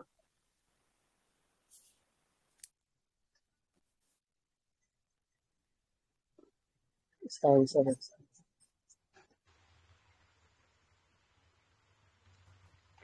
देखो यार जल्दी, 10 बज गया, 11 सी बज है, गया। 96 का सी। गलत है यार ये फिर। ये कोई पैन साउथ गंगा में भी किशन गंगा है क्या? कोई, ये दोनों का देख लो, थोड़ा सा सर्च करके देखो जब तक हम इधर गंगा का ट्रिब्यूटरी देखते हैं, ठीक है। तो अब इसको मैं बता दे रहा हूँ। सबसे पहले ये गंगा यहाँ आती है, ये राम गंगा मिलती है, ठीक है, जो कन्नौज में। उसके बाद है गोमती है, घग्गर है, गंडक है, कोसी है। तो इसको ऐसे याद रखना, जी जी जी के, ठीक है, जी जी जी के। अब इसको याद रखना, जब इधर आओगे पहला वाला जी होगा तो ये सबसे छोटा होगा, फिर उससे बड़ा होगा, ठीक है। अब अब देखना कि ये के से कोसी होता है, तो जो जी ये खत्म होगा उसका लास्ट में अक्षर के होना चाहिए, ऐसे करके मतलब याद रखना। तो जैसे कि ये गंडक है, गंडक में क्या आ रहा है? इसका के, कोसी, तो इसको कनेक्ट कर लेना कि गंडक बीच में होगा। और गोमती छोटा मतलब लिखने में, और घग्गर थोड़ा सा बड़ा है तो इससे और ये ज्यादा। तो ये जी जी जी के ऐसे करके याद रख लेना। प्रतिभा ने ट्रिक बताया था ना, राम गो घर। हाँ जो भी, पता नहीं। हाँ। एक और इजी ट्रिक हो सकता है, 4G किलोमीटर, मतलब 4G को याद कर लेना और किलोमीटर। कोशी और महानदी भी क्योंकि वहीं पे है ना। ओके, भैया समझ एक के ट्रिक लिए मैं आता बता है रहा ना। हूँ भैया हाँ एक ट्रिक मैं बता रहा हूँ मैं मतलब मैंने मतलब अपने टीचर्स पढ़ा था कि राम ने गोमती की घाघरे को गंदा कर दिया। ओके, गंदा कर दिया, ठीक है। सही है ये। राम ने गोमती के घाघरे को गंदा कर दिया, ठीक है, ये अच्छा है, बहुत तो अच्छा आप है। लेकिन लास्ट ईयर पूछा था ना, इस बार नहीं पूछेगा। हाँ नहीं, क्या पता, अरे उधर नहीं पूछेगा, इधर पूछ देगा तो। इधर पूछेगा। और तो हाँ इसमें से उस कौन सी नेपाल से निकलती है, कौन सी तिब्बत से, और कौन सी इंडिया से? देखो, गोमती है जो इंडिया से ही निकलती है, और घाघरा जो तिब्बत से निकलती है, गंडक भी इंडिया के ही पास से निकलती है, कोसी उधर तिब्बत से निकलती है। मतलब तिब्बत से नहीं, नेपाल से बोलो, तिब्बत से तो कोई नहीं निकलती है इधर, नेपाल से मतलब। निकलती है, तिब्बत से भी निकलती है कोई। हाँ बता दो जल्दी से आप, हम आगे बढ़ जाएं ताकि। मुझे श्योर नहीं है इसलिए मैं नहीं बता रही, हाँ अच्छा कर रहे हो। क्योंकि फिर वो रॉन्ग हाँ रॉन्ग इन्फॉर्मेशन माइंड में फीड हो जाएगा, मुझे हाँ डाउट है। बिल्कुल। हाँ ठीक है, अब इधर देख लेते हैं, इधर का कुछ याद है किसी को? बस इसमें ये देखना कि हम लोग पढ़ते हैं प्रोजेक्ट वाला कि केन बेतवा, तो हमारे दिमाग में ऐसे ना आ जाए कि केन पहले होगा और बेतवा बाद में होगा, लेकिन यहाँ पे उल्टा है, बेतवा पहले केन बाद में है, ठीक है। और फिर इधर सिंध है तो CSBK, ठीक है, CSBK ऐसे याद रख लेना। और चंबल कहाँ से निकलती है? कहाँ से निकलती है? इधर ये रिवर जो नहीं, हम लोग रिवाइज लास्ट कर रहे हैं, वाला ठीक है है। ना, चंबल तो एमपी से निकलेगी। और ये जो लास्ट वाला है ना, जैसे आपने सीएसबी के तो बता दिया, ये लास्ट हाँ, को हम हाँ, यमुना ने यहाँ पे दिखाया हुआ, यशोदा के नाम से भी याद कर सकते हैं, यमुना सोन दामोदर, तो यशोदा। ओके। अ, उसके बाद ये हो गया। उसके बाद है कि who among the following the first European to initiate policy taking part in the quarrels of the Indian princes with the view of acquire territories? तो कौन किया था? ये डुप्लेक्स किया था ना। डुप्लेसिस। हाँ हाँ डॉक्टर। हाँ, अब इसके बारे में हम देख लेते हैं थोड़ा सा, फटाफट देख लेते हैं। डुप्लेक्स रॉबर्ट, पहले रॉबर्ट क्लाइव के बारे में देखते हैं। तो रॉबर्ट क्लाइव है जो की फिगर था, एस्टेब्लिश किया था British power in India, battle of Plassey को ये इसने जीता है, ठीक है, एस्टेब्लिश किया, supremacy in the Bengal, played a major role in the battle of Buxar, ठीक है। और बैटल ऑफ बक्सर में प्ले नहीं किया है मेजर रोल ये रॉबर्ट क्लाइव। बाद में ये ट्रीटी जो हुआ ना साइन, कौन सा treaty? Allahabad treaty, battle of Buxar के बाद, तो हाँ उसको हाँ सिटी ऑफ साइन इलाहाबाद। किया। हाँ हाँ, उसको ये साइन करने के लिए आया था, जब तक ये जा चुका था। चैट जीपीटी गलत इन्फॉर्मेशन दिए थे, ठीक है। उसके बाद दीवानी राइट सिक्योर किया है बंगाल, बिहार और उड़ीसा में, ठीक है। आर्किटेक्ट ऑफ ब्रिटिश एम्पायर इसको बोला जाता है, और गवर्नर ऑफ बंगाल 2 बार रहा है, ठीक है। 1757 से 1760 तक, और फिर 1765 में जब दोबारा आया तो 2 साल और रह के चला गया, बोला मजा नहीं आ रहा है तो दोबारा रह लेते हैं, ठीक है। उसके बाद है डुप्लेसिस, फ्रेंच गवर्नर जनरल है, ठीक है, Pondicherry, key leader of the France ambition in India, ठीक है। अचीवमेंट क्या है? Promoted French dominions in the South India during the Carnatic war. Alfonso de Albuquerque क्या था? पुर्तगीज नेवल कमांडर था, key figure in the establishing Portuguese dominance the Indian ocean, ठीक है। Achievement क्या है? कैप्चर गोवा किया है, कौन? अल्फांसो डी अल्बुकर्क, जो भी हो। और इसमें कुछ है नहीं। वारेन हास्टिंग है, इन्होंने चपरासी से अपना जिंदगी स्टार्ट किया था और गवर्नर जनरल बन गए, first governor general of Bengal ये है। और अचीवमेंट्स क्या है? Laid the foundation of British India system, establish the supreme court of the Kolkata, regulating and 1773 आया, played crucial role in the Rohilla war, ठीक है। अब जो 3 गवर्नर जनरल थे उसके क्या नाम था? Francisco de Almeida, Alfonso de Albuquerque और निनो दी कुना, ये तो 3 मैं थे। कुछ बोलूँ इनके बारे में, मतलब याद रहेगा फिर सबको अगर ऐसे बताऊंगी। थोड़ा ऊपर करेंगे, एक एक नाम दिखे ताकि। हाँ हाँ सॉरी। क्लाइव की जब हम बात कर रहे हो, डुप्लेक्स इसका आंसर है। तो डुप्लेक्स वो था जो कि फ्रांस का हमने देख ही लिया, लेकिन ये पहला ऐसा आदमी था जिसने सोचा था कि हम दोनों राजाओं को लड़वाते हैं, एक ही साइड लेते हैं, और इससे हमारा क्या होगा कि हम स्ट्रोंग होते जाएंगे, क्योंकि बाद में ये जो रॉबर्ट क्लाइव आएगा, फिर ब्रिटिश ने जो किया था ना कि सबको बांटो तोड़ो, और फिर उसके बाद वो जो ट्रीटी आगे लेके आएंगे कि हम आपको अपनी सेना देंगे, हम आपका प्रोटेक्शन करेंगे, तो वो इसका आइडिया था। लेकिन फिर ये जब हार जाता है लास्ट में, जो कर्नाटिक वार होगी, तो उसके बाद क्लाइव जो, और क्लाइव की वजह से ही ये फिर मतलब क्लाइव भी बहुत छोटा था एक तरीके से देखा जाए तो, कि वो कोई गवर्नर नहीं था, बस ऐसे ही असिस्टेंट था। उसने ये आइडिया दिया, फिर कलरक था, बल्कि असिस्टेंट भी नहीं था, कलरक था, उसने आइडिया दिया कि हम डुप्लेक्स को ऐसे हरा सकते हैं, क्योंकि तब तक ये बहुत ऊपर चढ़ रहा था। फिर जब ये ऐसे चढ़ रहा था तो फ्रांस में क्या था कि वो गवर्नमेंट कंपनी थी, उन्होंने इसको वापस बुला लिया कि तुम वापस आ जाओ, फिर क्लाइव ने इसको आगे जिंदा रखा। और बस यही। हाँ ठीक है।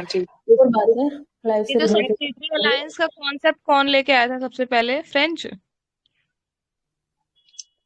कौन सा? सब्सिडरी अलायंस नहीं, सब्सिडरी अलायंस, हाँ सही कह रही हो, सही कह रही हो आप। ये आइडिया डुप्लेक्स से रिलेटेड, किया पर था? फिर वो हाँ हाँ हाँ हाँ सही समझा आपने कि उन्होंने सोचा था। एक और बात है रॉबर्ट क्लाइव से रिलेटेड ही, इनके ऊपर करप्शन के बहुत ज्यादा चार्जेस लगे थे, लेकिन फिर बाद में ये जब वापस जाते हैं तो क्योंकि इन्होंने बहुत पैसा बनाया था इंडिया से, तो इनको बोला कि तुमने बहुत करप्शन किया इंडिया में, और फिर उन्होंने आखिर में जाके सुसाइड कर लिया था। हाँ करेगा ही, ठीक है। Which of the following modified stem है, ठीक है, carrot, sweet potato, coconut and potatoes. इसके बारे में डायरेक्टली मैं चाह रहा हूँ, ठीक है। कैरोट क्या होता है? टैप रूट होता है, मॉडिफिकेशन ऑफ स्टोरेज रूट है। फंक्शन क्या है? स्टोर न्यूट्रिशंस करता है। Edible part is the root, ठीक है। स्वीट पोटैटो के बारे में देखते हैं, एडवेंचरस रूट है इसको कहते हैं, ठीक है। मॉडिफिकेशन क्या है? ट्यूबरोस रूट का मॉडिफिकेशन है ये।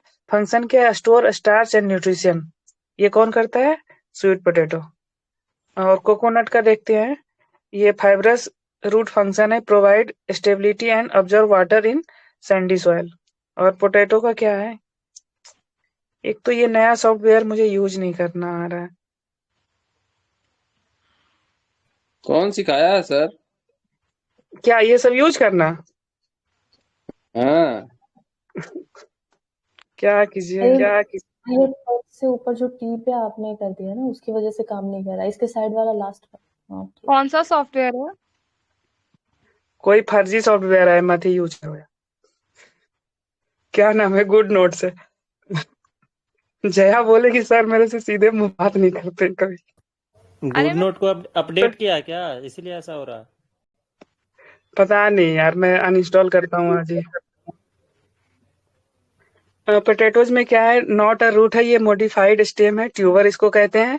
फंक्शन क्या है? Store starch and propagate vegetatively, ठीक है। ये है। अब बस इतना ही रहने देता हूँ मैं आज, बहुत लेट हो चुका है। सी सेट देना है तो बताओ, मैं क्यूज रन कर देता हूँ ग्रुप में। हम ऑन कर दीजिए, मैं दूंगा भैया। कल का एक क्वेश्चन था, किसी ने बताया नहीं, किसी को आता है तो अभी बताओ।